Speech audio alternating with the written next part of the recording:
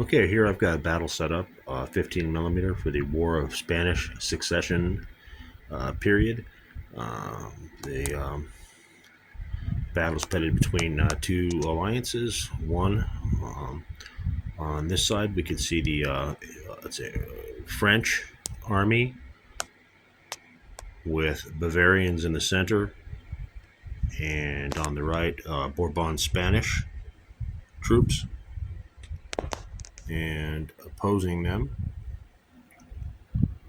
you have the Imperialists, which are Austrians, have a large contingent,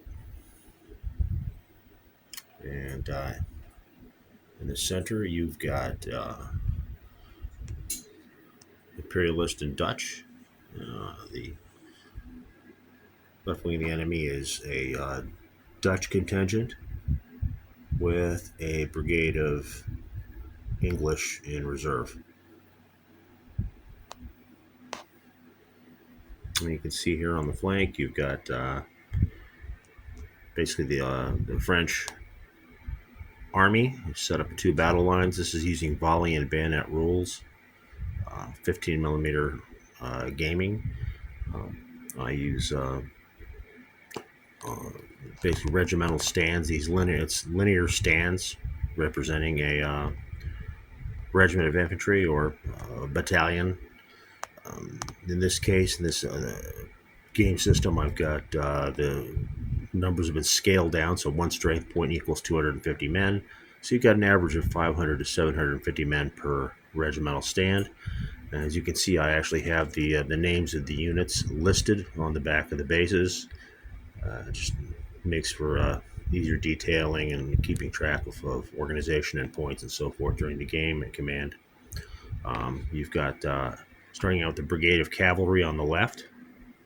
You have the Royal Dauphin Regiment, Royal Allemand Regiment, de Tarnaud, and Cervon French cavalry regiments. The first line of the French battle line is made up of a brigade, the Regiment Paris, Regiment Maine, the Ditesse Mortars Battalion, and the Regiment Montfort. Next to the French contingent on the left wing is the Bavarian contingent. That would be the Regiment Karthausen and Regiment Kurprinz. And you also have a Bavarian artillery battalion. The commander is Count d'Arco, and you have the Regiment Tottenbach in reserve.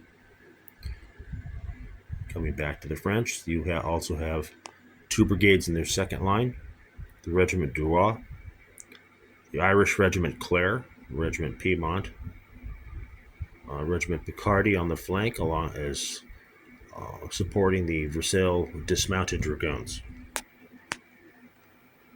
You can see the battle line opposing them. The numbers are roughly equal. The Franco-Spanish Bavarian force has more infantry. The Allied Imperialist Dutch force has slightly more cavalry. There's a brigade of Bavarian Cuirassiers in reserve, two regiments, De Arco and Costa of Bavarian Cuirassiers, opposing them. Well, roughly a brigade of Imperialist dragoons in the center. As we come to the right wing, you'll see here that there's a considerable Spanish force. In the main line, you have the Tercio Nuevo Leon Regiment. You see a mix of older and newer uniforms. The way I painted these troops up was a state of transition, so a lot of the countries you'll see about mid period of the war, 1707, 1708, the Spanish government went ahead and changed uniforms over to a sort of a unbleached wool off-white uniform. You'll see that reflected in some of the regiments here. Some of them are wearing their old regimental uniform colors, which are pretty variable, brightly colored regiments. And here we've got, again, Tercio Nuevo Leon, the Regiment Asturias, and the Walloon Guards Regiment. Next to them, we have the Tercio de Flanders, which is the Tercio of the Tercio or Regiment of Flanders. You've got the Tercio Provincial Madrid. The Marquis de Bay, who I just moved, is the commanding general for the Spanish contingent. And then you have the Amarillo Dragoons on the right, which are dismounted dragoons. Flanking them with the right flank or right wing cavalry, you have the Monroy Dragoons, the Bonvalet Dragoons, the Rosalon Viejo Cavalry Regiment, and the Ordenez Viejo Cavalry Regiment. Moving back to the Spanish second line, brigade consisting of the regiments of the Tercio de Granada, Tercio de Brias, and Tercio de Osuna.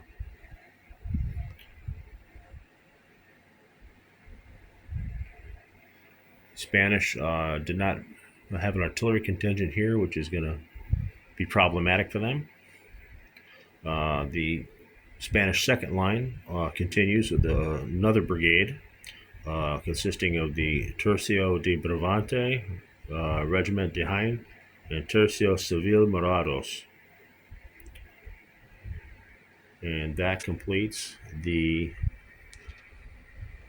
Franco-Bavarian Spanish line of battle. And we'll move on to the Allied line.